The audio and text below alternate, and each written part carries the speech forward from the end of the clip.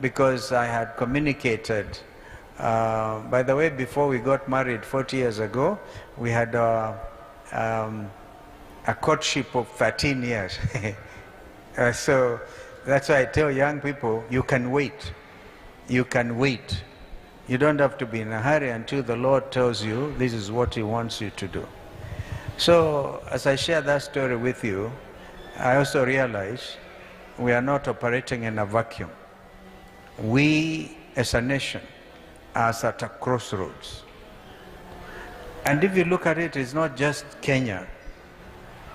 I know that Mama Kiki is from royalty in Uganda. Those signs of Tororo in Uganda. Is it Toro? Not Tororo, which is it? The other side, near the Ruwenzori, Suku. As I speak to you, about 3-4 days ago, the town of Uvira, which is a border town between Burundi and Rwanda, fell to what is now called M23. It's a militia group that is operating within the DRC and has brought a lot of tension between two countries, the Republic of Congo and Rwanda. And now the headline is, this is in the East African, one of the publications called the East African, that a conflict with all the trappings of a regional conflict. And so, because it has already brought in DRC and Rwanda, but very easy for Uganda to be enjoined. Burundi is already enjoined. Tanzania by extension. Kenya, of course, by extension, because President William Ruto allowed the M23 group to come and get established here in Nairobi when they formed the River Congo Initiative. The River Congo,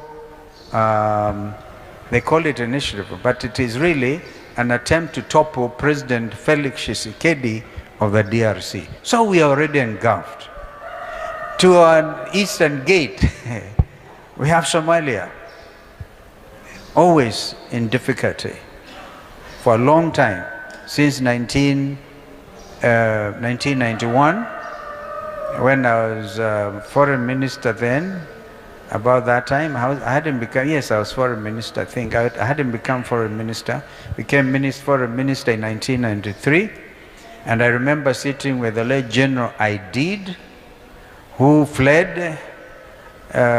He didn't flee. The one who fled was the person who was overthrown and flew across the border in Mandera, came all the way, Siad Barre, and was held in the hotel we call Safari Park Hotel. And the conflict in in Somalia took root. Since that time, a lot of young Somalis who have been born have never gone to school. All they know is a weapon called AK-47. The Russians invented a very dangerous weapon. I think it's named after the inventor Khrushchev, somebody, AK-47.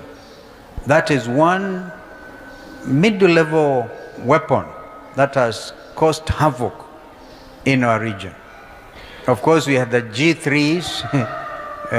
Some of them at some stage went across to Somalia and they were used against Kenyans because we were supporting that time General Morgan, thinking General Morgan will bring peace in Somalia.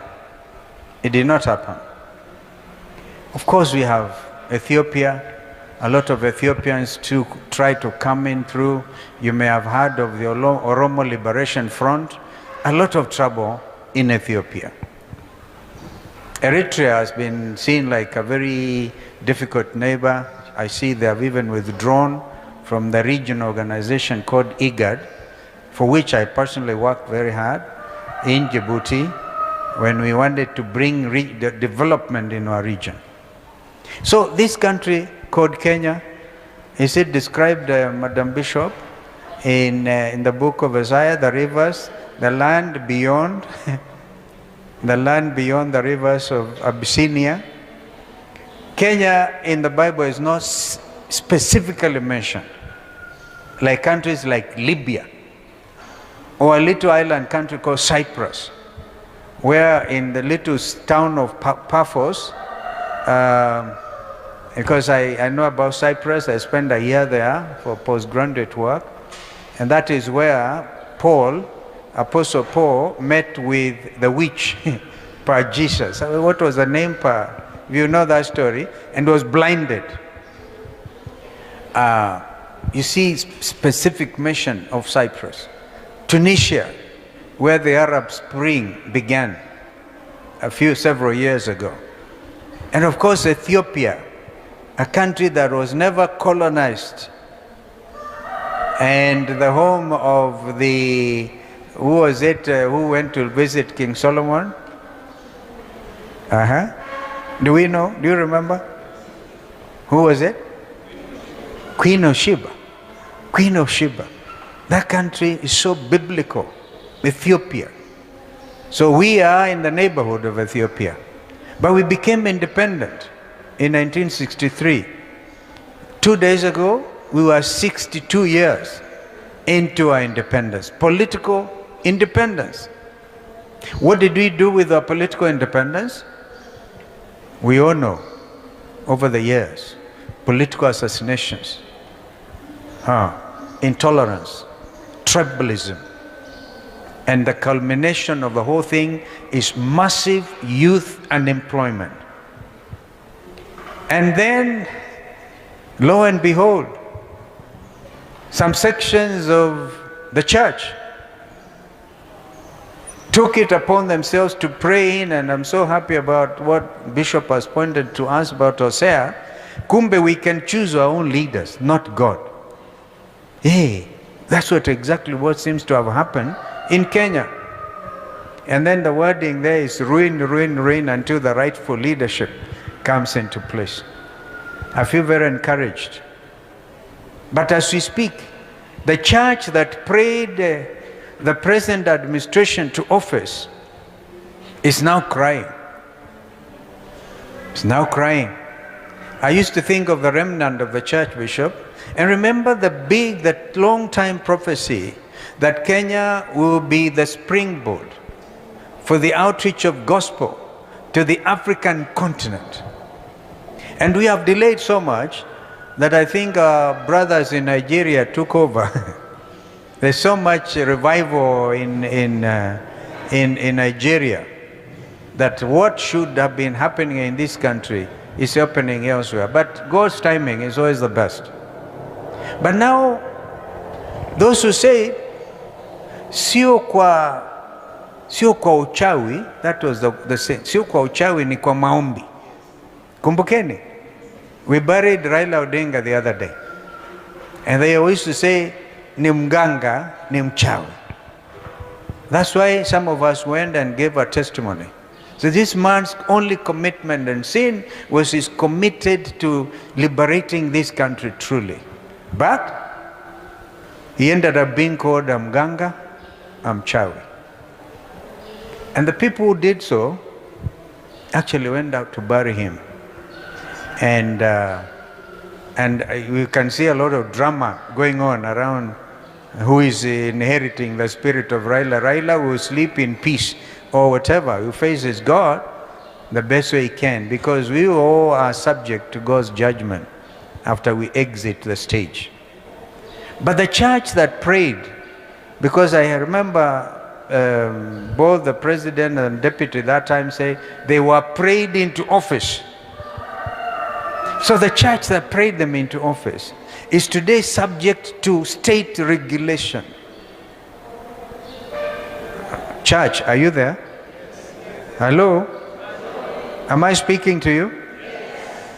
The office of the Prime Cabinet Secretary issued a notice to say from the 15th, I think 15, 16, 3 days, and they gave a tabulation of which counties to visit, so that they can look at and do public participation thank God for President Kibaki who slept, and some of us who were able, along with Raila Odinga, who gave the country Constitution 2010. Because under its terms, the principle of public participation is a constitutional principle. So if they want to mess up with the church, they must first of all pretend they are doing public participation. And they are using the excuse of Shakahola. Remember Shakahola? The people who are praying for the same people, praying them in, ended up doing Shakahola. Church, are we together? Now they are using the Shakahola excuse to regulate the entire church. I looked at the draft bill. They are a little shy about taxing, tithing. Yeah, but anything the church tries to do will be subject to taxation. The church that prayed this administration into office is now shaking under the weight of the administration's misrule. Well, I want to announce here that because I here members of Wiper Patriotic Front, and allow me to say this in church, we will and we object to regulation of the church. The freedom of worship,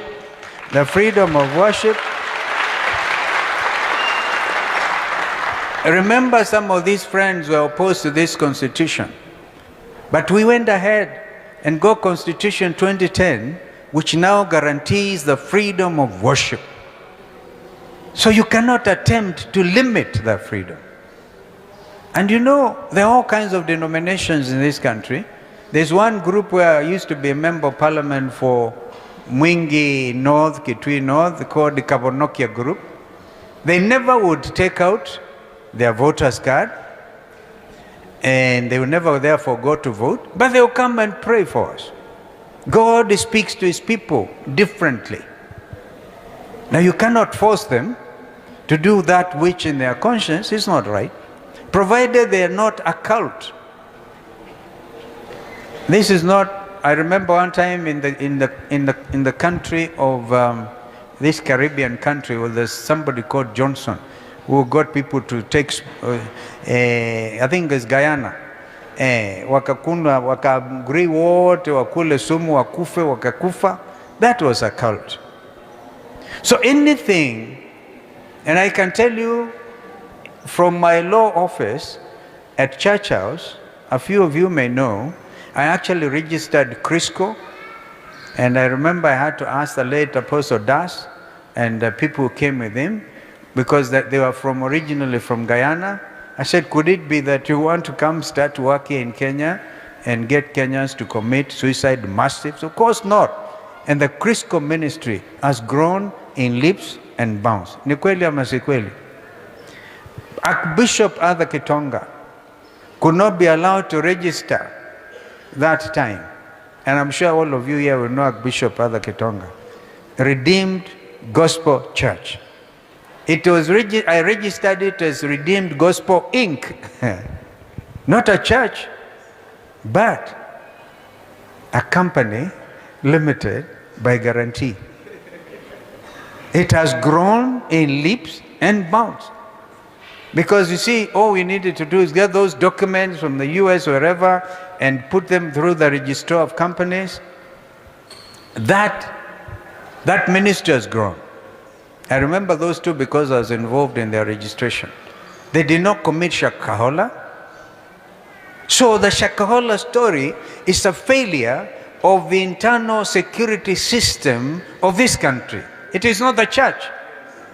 Before people got to the stage where they are dying, starving to death and whatever, they are chiefs, they are DOs, they are DCIs, Department of Criminal Investigation. You cannot therefore bring the whole church and subject it to the misrule that is Shakahola. Church, am I talking to you?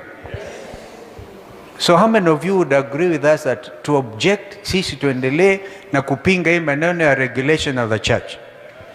Because the freedom of worship is absolute. So allow the churches themselves to self-regulate. That they can do.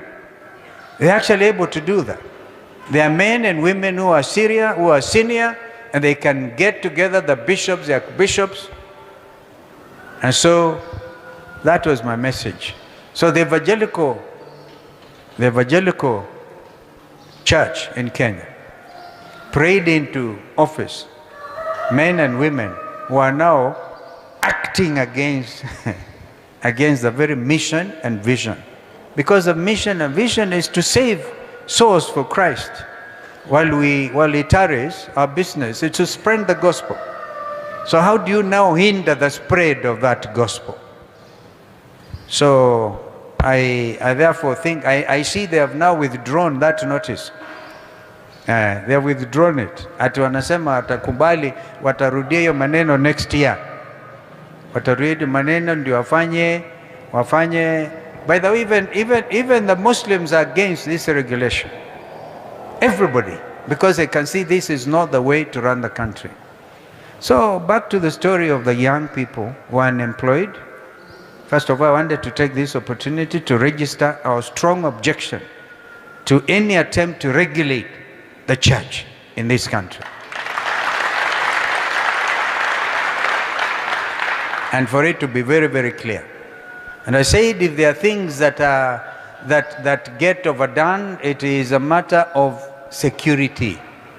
The United States of America has blossomed over the years. I never heard of regulation of the church or anywhere else. So I think the attempt in kutafuta vile, they also tax. If they see a young bishop looking smart, they say he has to pay taxes. So then we should not give up. This season is pregnant with a lot of hope, and I like that heading there. Christ in you, the hope of glory.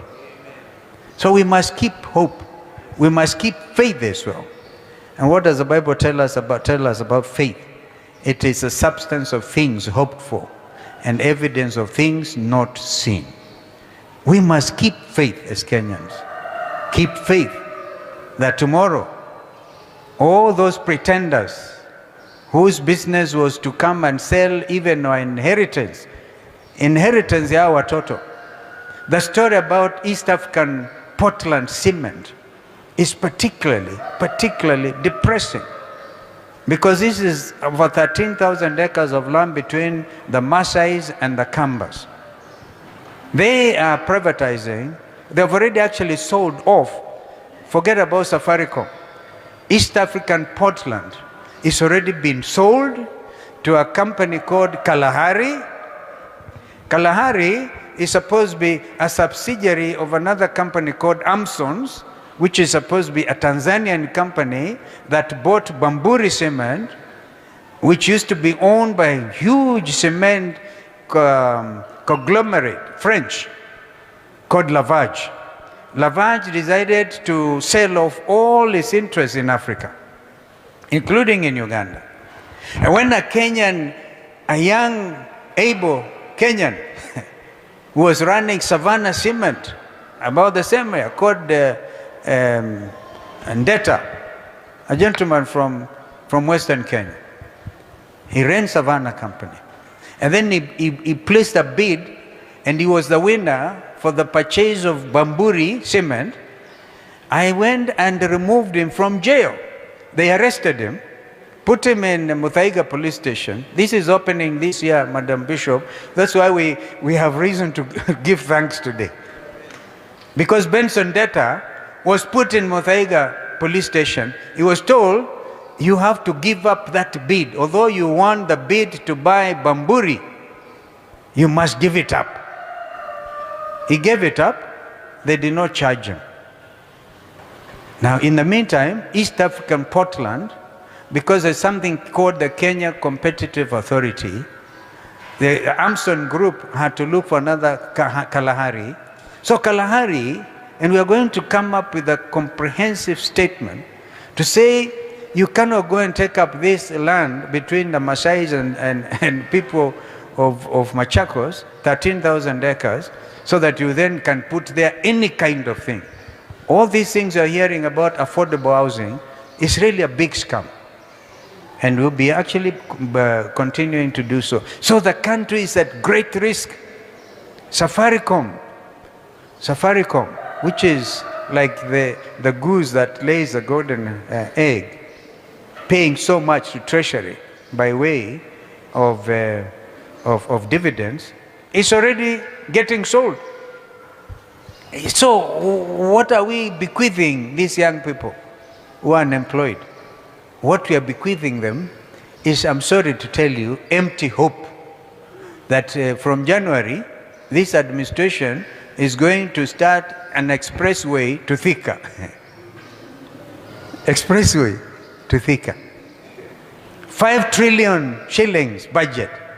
And the worst crime, I'm sorry to say, which is contrary to the Constitution itself, is to say that you're going to now look for money which are not accounted for under the budget. The budgetary process is a constitutional process. I heard this president saying you cannot operate within the budget. Therefore, you get friends from wherever, invest, buy out, like is happening with East Up and Portland Cement. So we will do the best. I ask for your prayers as we move into next year, so that we can, in a democratic way, remove an administration that is bringing nothing but suffering to our people. I know that's a strong statement. And so, but we have to do it by asking young people to take out their votes. They are voting, they take out voters' cards, and make sure that at the right time we'll be able to give direction on how not to have another stolen election. Because that is the only thing they're hoping to do, is to steal the election. But I think we're able to stop them from stealing. But it's not us. The good Lord in heaven will.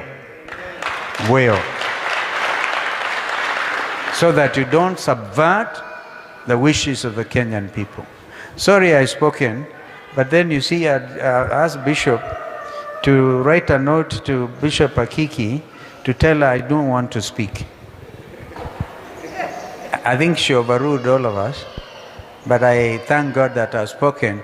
Nimeongea initoke, sio? So that you know what kind of a human being came here today. Huyu mtu ako na mashida yake, aombewe. But he has also reason to thank God for amazing grace. Amazing grace. So thank you so much, and may God bless you. Remember, we gave a pledge that the vision of the late Bishop Moyo was clearly not to have this thing remain Mabati forever. We have to commit, because this is a semi-permanent structure. With God's help, we should come here with a proper tabernacle. God bless you. Sir, can you see over there, behind that vision? Yeah, that one there. Yes, sir. Thank you.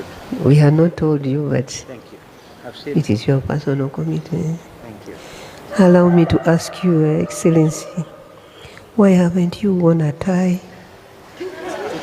Yes.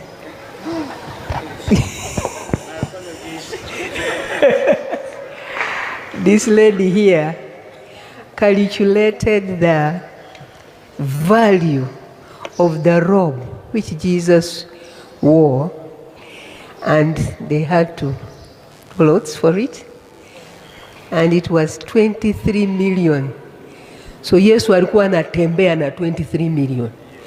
Hatujavaa kufika tunataka kuja hapa